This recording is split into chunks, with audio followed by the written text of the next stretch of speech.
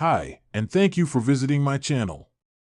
For more information, kindly subscribe and follow. Now let's get started. Ryback has told many stories about conversations he had with Triple H during his WWE career.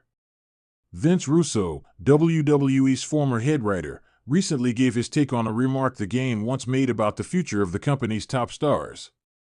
Between the mid-2000s and mid-2010s, John Cena was presented as WWE's top full-time babyface attraction. In previous generations, main event storylines often revolved around legends including Hulk Hogan, The Rock, and Steve Austin. Russo appeared on Sportskeeda as the Wrestling Outlaws alongside host Dr. Chris Featherstone and NWA World's Heavyweight Champion EC3. Recalling a past interaction with Ryback, the veteran writer said Triple H once told the big guy that WWE would never revolve around one person again. Bro, I don't believe that guy, Ryback, lies about anything. The reason he don't have a job in the wrestling business is because he is a straight shooter. That's why he don't have a job in the wrestling business. Triple H told Ryback, there will never, ever be another John Cena. In other words, there will never be another wrestler who is bigger than the company. 0:35 to 1 o'clock, watch the video above to hear Russo explain why casual fans might have issues with Bronson Reed's recent push on Raw. Vince Russo on the consequences of Triple H's WWE comment in July 2022, Triple H replaced his father-in-law Vince McMahon as WWE's creative figurehead. Many fans have praised the on-screen product since the 14-time world champion began overseeing Raw and SmackDown. However, Vince Russo thinks too many wrestlers are booked to win and lose a similar number of matches. As a result, they struggle to gain enough popularity to become top stars. That's where the 50-50 booking comes in, bro, Russo continued. Ever since he said it, we've seen it, bro. We've seen everybody do this, stay at the same level. Everybody. 101 to 115, in 2016, Ryback left WWE after rejecting a new contract. The 42-year-old is best remembered for his Intercontinental Championship reign and run in the main event scene in late 2012 and early 2013. He was also an original member of the Nexus faction. What do you think about Triple H's remark? Hit the discuss button and let us know. In the world of professional wrestling, there's a constant whirlpool of rumors, backstage politics, and drama that fans are rarely privy to. But every so often, a story slips through the cracks, giving fans a glimpse into the intricate web of relationships that shape the wrestling industry. Such was the case when Vince Russo, the former head writer for WWE, shared an exclusive tidbit that sent shockwaves through the wrestling community.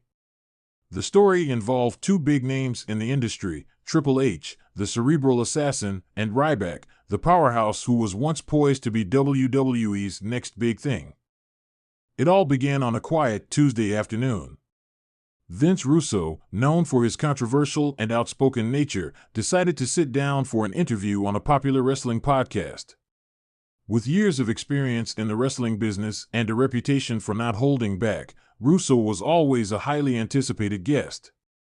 The host, clearly excited, dove straight into the deep end. Vince, you've seen it all in this business. But recently, there's been a lot of chatter about Ryback. His departure from WWE left a lot of questions unanswered. Can you shed some light on what really happened between him and Triple H? Russo leaned back in his chair, a smirk playing on his lips. He loved this. The thrill of being the one to pull back the curtain, even if just a little. He took a deep breath, ready to drop a bombshell that would reverberate through the wrestling world. Look, I've always been honest with you guys, Russo began, his tone serious. Ryback was one of those guys who had all the tools. He had the look, the intensity, and the fans were behind him. But there's more to this business than just being over with the crowd. The host nodded, hanging on to Russo's every word. The audience, listening from all over the world, was equally captivated. This was the inside scoop they craved. You see, Russo continued, back when Ryback was at his peak, there were a lot of people backstage who believed in him. But as we all know, in this business, it's not just about what you can do in the ring. It's about politics, timing, and who's willing to go to bat for you. The host interjected, "So, are you saying that Ryback's downfall wasn't entirely his fault?" Russo shook his head. "Not at all.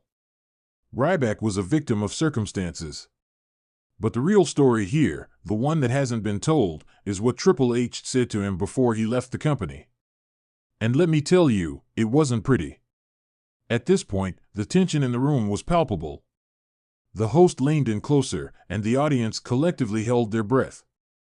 This was the moment they'd been waiting for.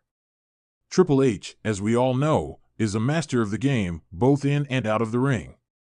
He's been around long enough to know how to play the politics, how to protect his spot, and how to keep things running smoothly.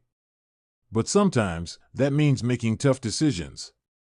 And Ryback, unfortunately, was on the receiving end of one of those decisions. Russo paused, letting the gravity of his words sink in before continuing. Before Ryback left, he had a private meeting with Triple H. The details of that meeting have been kept under wraps, until now. From what I've heard from my sources, Triple H was brutally honest with Ryback. He told him that while he had the potential to be a top star, he didn't have the it factor that WWE was looking for. The host's eyes widened. The it factor? But Ryback had the fans chanting "Feed me more" every night. Russo nodded, acknowledging the host's point. Exactly. But in Triple H's eyes, it wasn't enough. He told Ryback that he needed to evolve, to bring something new to the table. But Ryback, being the kind of guy he is, didn't take that too well. He's always been confident in who he is and what he brings to the ring. To be told by someone like Triple H that he wasn't good enough? That was a tough pill to swallow. The host leaned back, taking it all in. "So, that's why Ryback left?" Russo shrugged. "Partly. There were other factors at play, money, creative differences, you name it. But that conversation with Triple H was the nail in the coffin. Ryback felt disrespected, like his contributions to the company weren't being appreciated. And when you're in that position, when you feel like your hard work isn't being recognized, it's only a matter of time before you decide to walk away." The host let out a low whistle. "That's a bombshell, Vince. Do you think Ryback could have been a bigger star if things had played out differently?" Russo leaned forward, his expression serious. "Absolutely. Ryback had all the potential in the world. But in this business, potential isn't always enough. You need the right people in your corner, the right opportunities, and sometimes, a little bit of luck. Unfortunately, Ryback didn't have all those things working for him." The interview continued, but the story of Ryback and Triple H lingered in the air, leaving fans with more questions than answers. What could have been if Ryback had stayed? Would he have reached the heights of other WWE legends? Or was his departure inevitable, a victim of the ruthless nature of the wrestling industry? As the interview wrapped up, the host thanked Russo for his insights, and the audience was left buzzing with speculation. Ryback's story was just one of many in the wrestling world, a story of missed opportunities, harsh realities, and the ever-present influence of backstage politics. And as Vince Russo signed off, one thing was clear: in the world of professional wrestling, nothing is ever as it seems.